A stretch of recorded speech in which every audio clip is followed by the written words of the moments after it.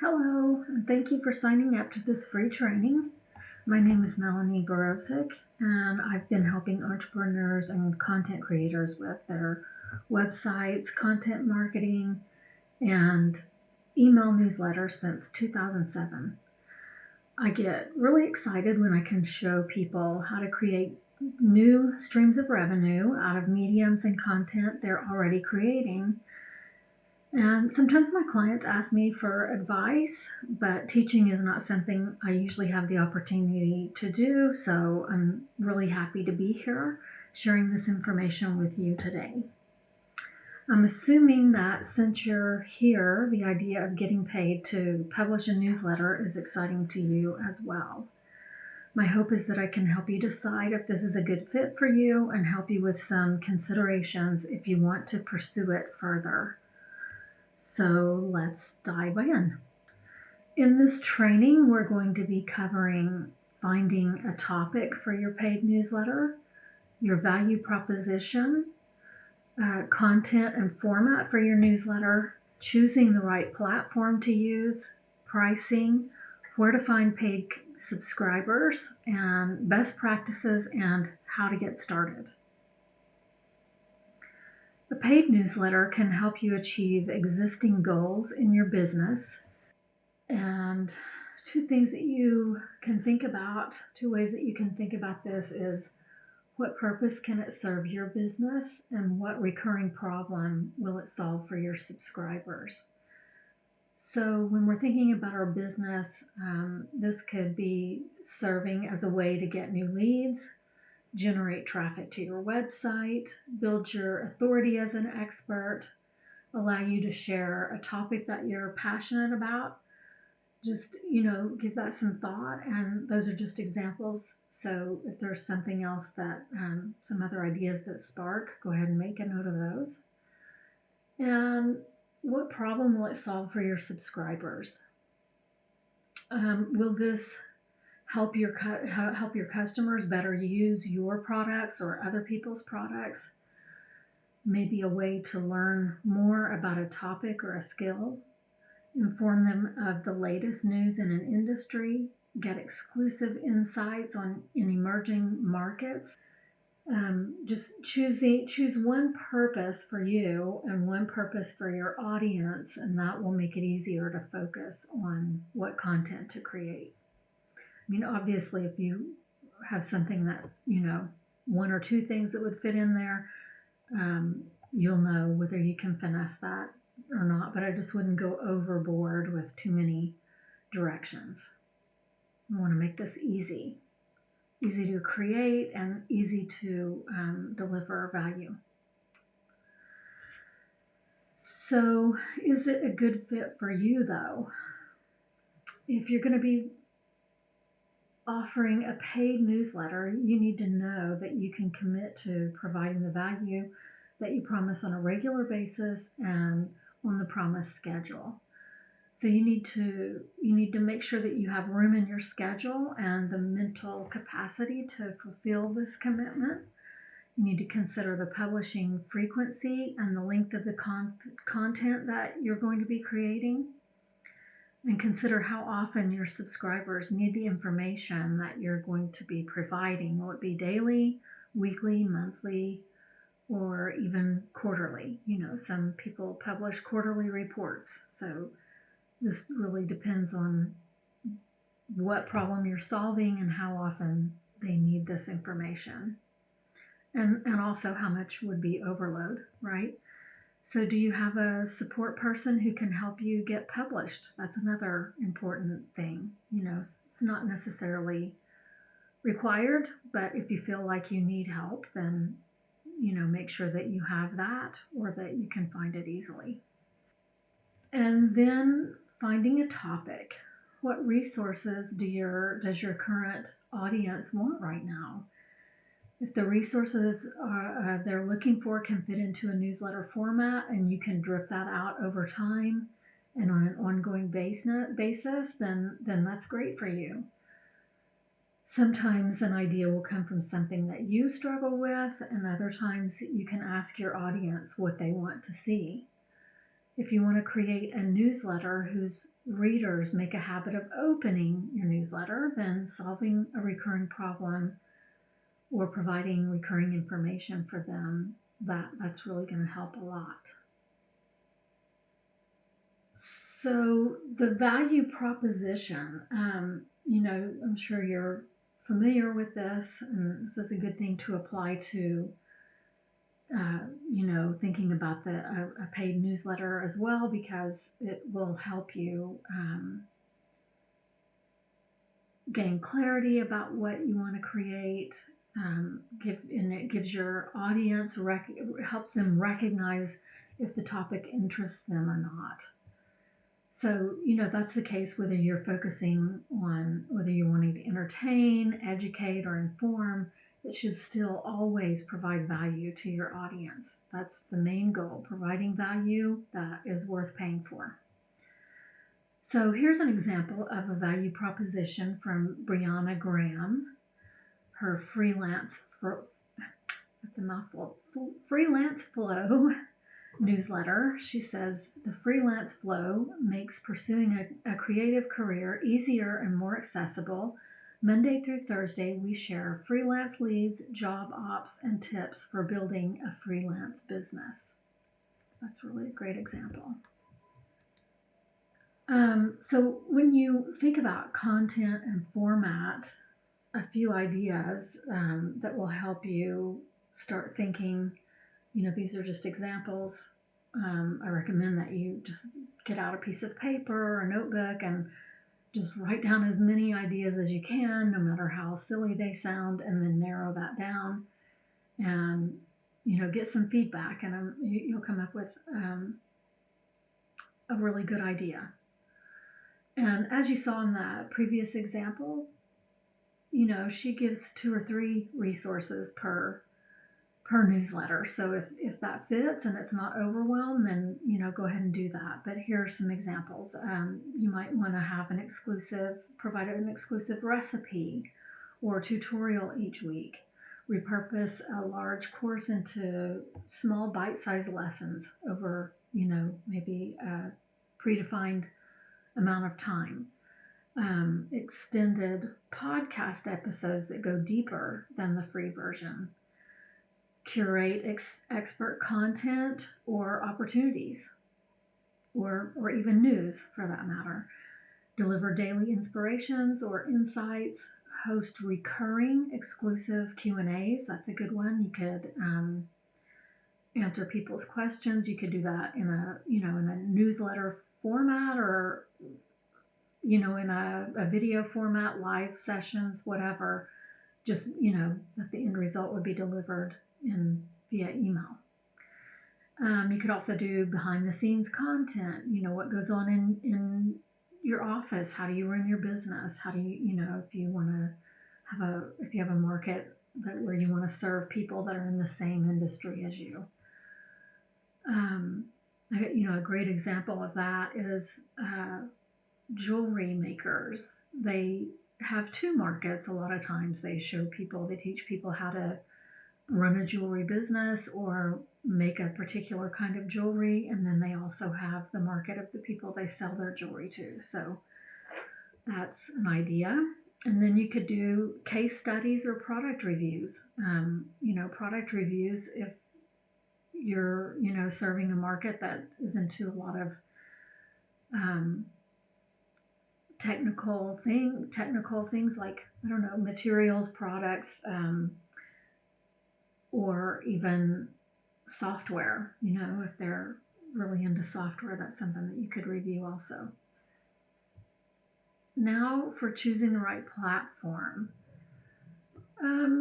Okay, so there's a difference here. Choosing the right newsletter platform will depend on how you want to process payments, how you want to deliver the content, if you have other offerings you intend to introduce to your subscribers, and what features the platform has that will support any other systems that you need to have in place. For example, if you need automations and segmentations in your email marketing strategy, make sure that you're choosing a platform that has those features. There's no need to have multiple services. If you can find an all-in-one service that's a good fit for you, or even just if you wanted to have a paid newsletter platform where that's the only thing they do, they don't really do the segmentations, automations, all that stuff. You can go really simple if you need to as well. So here are some platform features that you may want to look out for. Obviously, a user-friendly interface. I hear people talk about that all the time, so that's really a big priority. An attractive and modern email templates that are easy to use and easy to customize. Integrated payment processor, the ability to create tiered pricing plans, budget-friendly fees. So the fees that they charge you, are they going to fit into, are you going to be able to afford those for what you're going to be charging? So the ability to export your subscribers, this is very important. Please do not leave that part out, because you don't want to go with a platform where they own your list. You want to be able to take that with you if you leave. Automation and segmentation capabilities. If that is something that you do, if you're, a big email marketer and you have lots of email marketing strategies, then, you need to make sure those are supported too. Analytics reporting. Now, this isn't important to everyone. It is a good feature to have so that you can see how people are interacting with your emails. But some people, don't want their subscribers tracked, or they don't want their own activity tracked. So that's something that you might want or not want. And then the ability to publish multiple newsletters. Obviously, that's only if you intend to have more than one newsletter. And a landing page builder. This is a plus if you don't have a website. However, if you have a website, it's probably better to keep those pages on there unless they have some funnel features or something like that would be really advantageous. And just thinking about the all-in-one options that are out there, that could include it. Maybe you don't want to manage your own website. Some of these offer website builders. I just would encourage you to test drive that before you commit to it, because you want to make sure that it has all the functionality that you need in a website. So, if you ask around, you'll probably get lots of recommendations from friends and colleagues, which is great. Just, check them all out. If someone's saying good things about them, check them out, and make a list of all the things that you need and check that list off for each platform. Just check it off. You can do a little scale across the side, list all the places, the things that are, important to you, and check it off and see which one turns out to be the best one. If you have 2 or 3, do the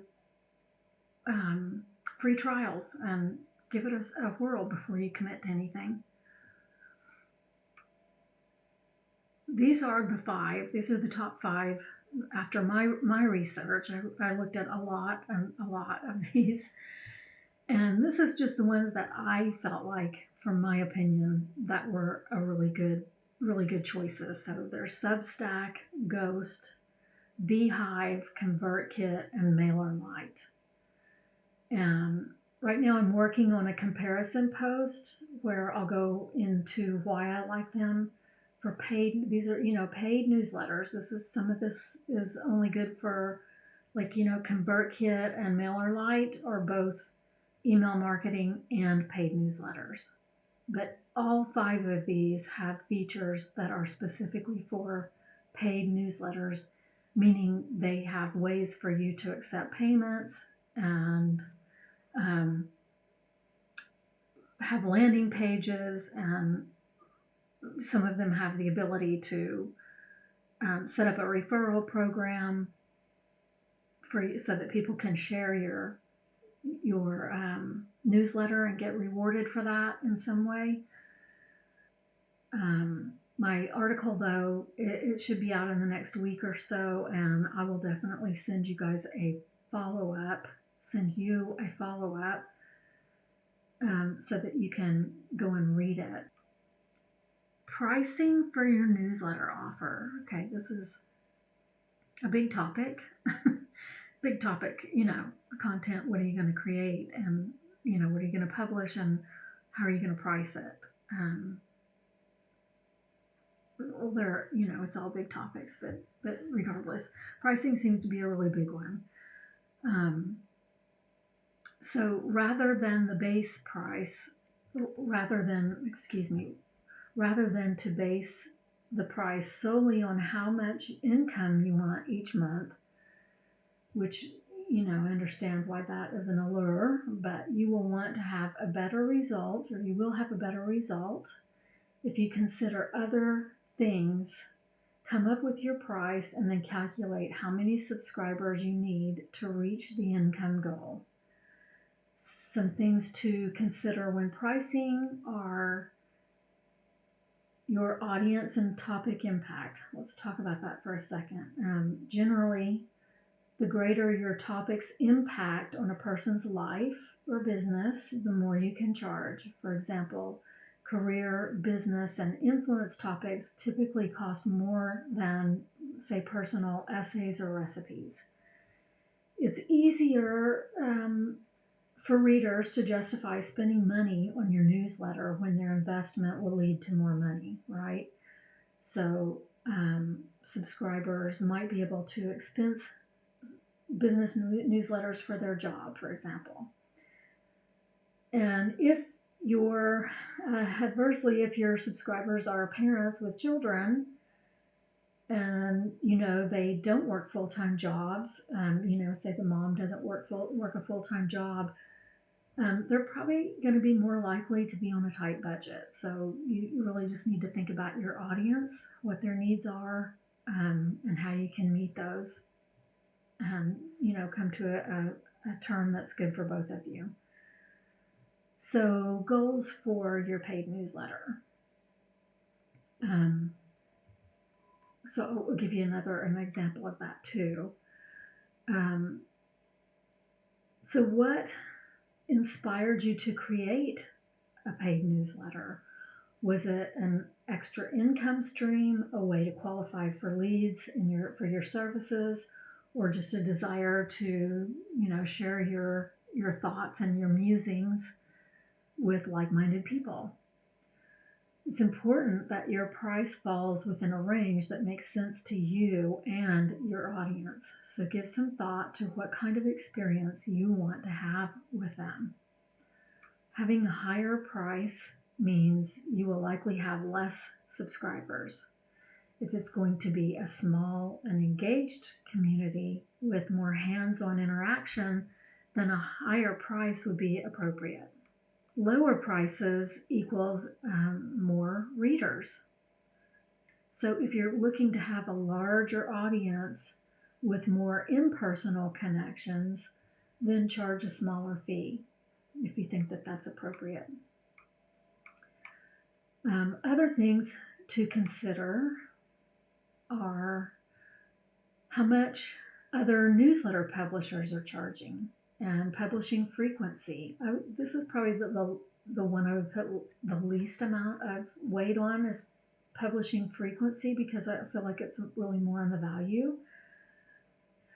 For example, sending out daily emails doesn't always equal more money. It depends on how much work is involved and the perceived value of the content.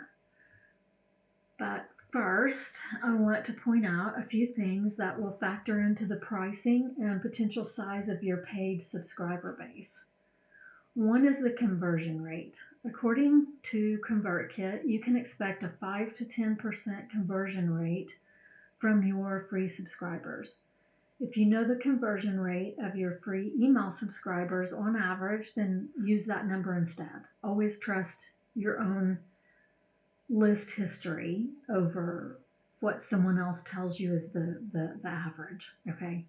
So if you know it, then take advantage of it and use that instead. And then we have churn. Yeah, that's the uncomfortable truth of churn. Churn is a term that's often used in membership programs, and it represents the small portion of people who leave the membership each month. So in this case, the subscribers that will leave each month.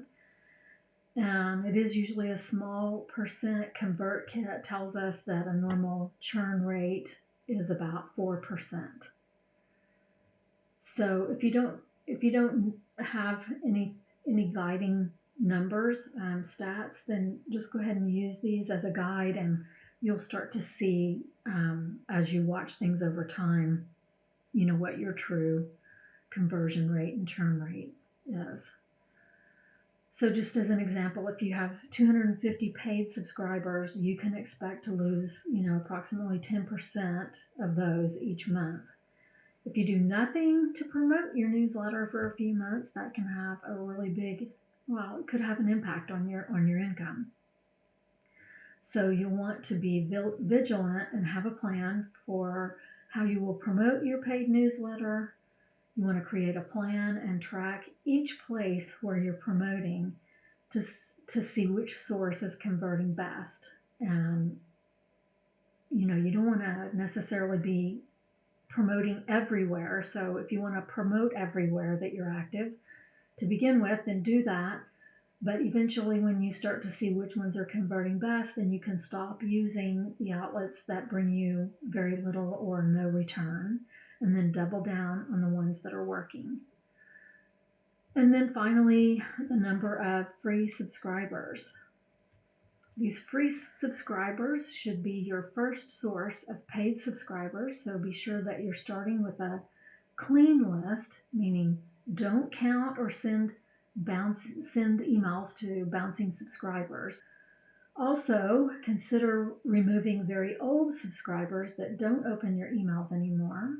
This is really just best practices for email marketing in general, and can really help improve the delivery of your emails to inboxes as opposed to spam folders.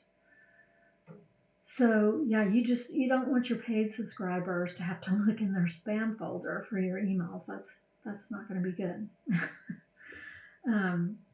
So now that we've defined those expectations, let's take a closer look at pricing models. So price based on revenue goals. If you have a particular revenue goal, start out with how much you want to make from the paid newsletter each month. Divide that by how many paying subscribers that you think you can pick up from your free subscribers, social media, and other sources. So we know you can likely expect a 5 to 10% conversion rate from your free subscribers. Using the low average of 5%, if you have 5,000 free subscribers right now, you have a chance to convert 250 subscribers to your paid newsletter. That's pretty good for a start. It's really good. So, of course, this depends on how active you currently are with your email list and the value you're currently providing, so that they trust you to pay for a next level up. Now, let's say that you want to make $1,500 a month and you have 250 paid subscribers. You would need to charge $6 a month per subscriber at a minimum. In my opinion, a balance of industry standards plus value-based pricing is better, but at least with this calculation, you know the minimum amount you need to charge. Another way to look at this is if you want to charge $10 per subscriber per month, and your goal is $1,500 in revenue, you need 150 paying subscribers. Therefore, you would need a free subscriber base of 3,000 if it converts at that rate of 5%. So this is all just a guide to get you thinking. You'll need to rely on how your list converts already, or if you're starting out at zero, then you know that you'll have to heavily rely on getting new people into your sphere. And, that's okay. All paid newsletters start at zero, right? It's just a head start if you have a list of warm prospects. So let's look at based on what others charge. If you don't have any idea what to charge, check out what other writers charge for newsletters in your industry or your niche. Again, according to ConvertKit, the average monthly price of a paid newsletter is $11 a month. Typically, pricing doesn't go below $5 a month, and the average yearly price for a paid newsletter is $100. So a good rule of thumb, if you want to have a yearly option, is your monthly fee times 10, or 2 months free. Now for value-based pricing, things to consider would be high-value newsletters targeting business audiences who often expense their purchase on a company credit card. Those can go for up to $40 and up a month. So if you're in a market where you can you're helping people to earn money, and especially if you're helping them to earn a lot of money, then consider that. If your audience stands to gain high-end sales from the information you provide, you can create pricing based on that value, but do your industry research first for guidance. Be prepared to provide lots of value if you want to charge a higher fee. Otherwise, you're going to end up with a higher churn rate. That's those people that fall out each month, and that just means that you're going to have to work harder to keep new subscribers coming in. So how are you going to get those paid subscribers? You always start with your existing free subscribers if you have those. So just that example again, if you have 1,000 free subscribers and you can convert them at a 5% rate, then you can possibly have 50 paid subscribers. And then that's a good starting spot. If this isn't enough to meet your revenue goal, then you know that you're going to have to use additional resources to meet that goal, which you're probably eventually going to have to anyway. But if you start out with your free subscribers, that's just a great place to start, and it's people that already know you, and you're going to have a better chance at converting them if they already know you. So some other ways to think about, add a link to your landing page in your social media bio, pin an ad for it in your social media feeds from time to time. You don't have to leave it up there constantly so people are sick of seeing it, but you could just pop it in every month, or a few days for a week, or per week or something like that. You could create a referral program to reward subscribers who share your newsletter. Some of these paid newsletter platforms have a feature where you can do just that. I know that ConvertKit does.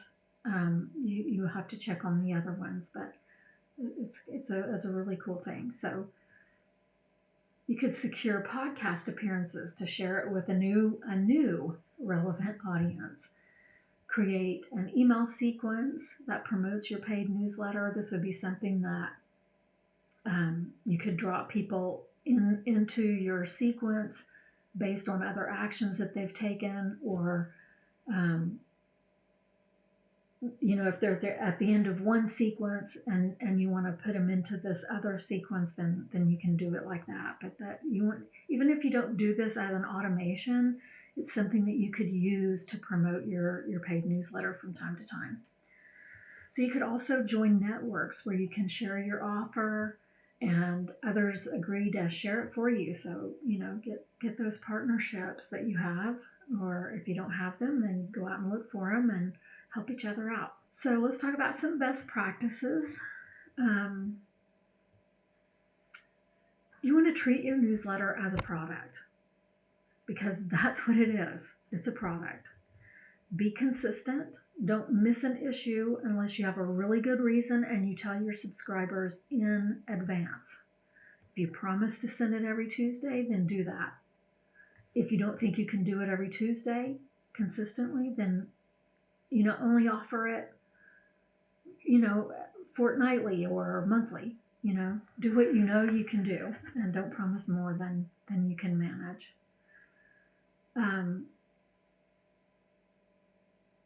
Just to go a little further on that, say that something comes up and or you're going on vacation and you don't want to miss an issue, you can prepare in advance for that. Obviously, if some emergency comes up, and they'll forgive you for that. Like there's some thing that happened and it just was unavoidable, but you just want to leave that at a minimum. Also, track engagement so you know if the newsletter is performing the way that you want it to. If very few subscribers are opening, clicking links, or replying to you, then you have a big problem on your hands and you're going to have to fix it fast.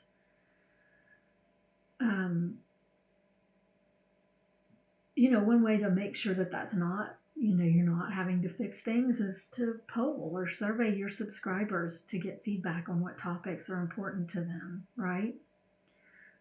And then, a paid newsletter should be exclusive content, interactive, and ultra relevant. It's way less about you and your products or services and more about what your readers want you to write about. So have a plan for how to grow your subscriber base and execute it weekly. Don't wait until you see a big drop off in revenue, right? Another really good one is provide a list of 3 to 5 past episodes so that people can see what they're signing up to. Even if you just have this as a page on your website where, of course you want it to be attractive and list some of the benefits and all of that, but this is a good thing that you could either link to on your landing page or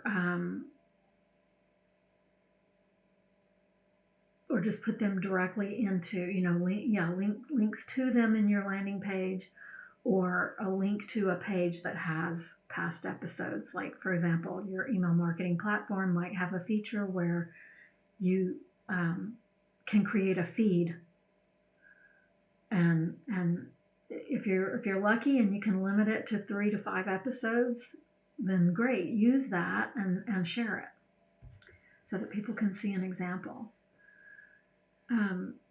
Gather testimonials to use on the landing page and in other promotional material. Please don't forget to do that. Those are so valuable. So where do you go from here, and what should you do if a paid newsletter sounds like a business model or extra stream of revenue that's a good fit for you and your audience? Well, you set quiet time aside to brainstorm, research, and make a plan of action. You want to evaluate your availability. You want to brainstorm exclusive content and format ideas. Remember, exclusive is the key word here. We're not just taking what we've been giving for free and adding a price to it.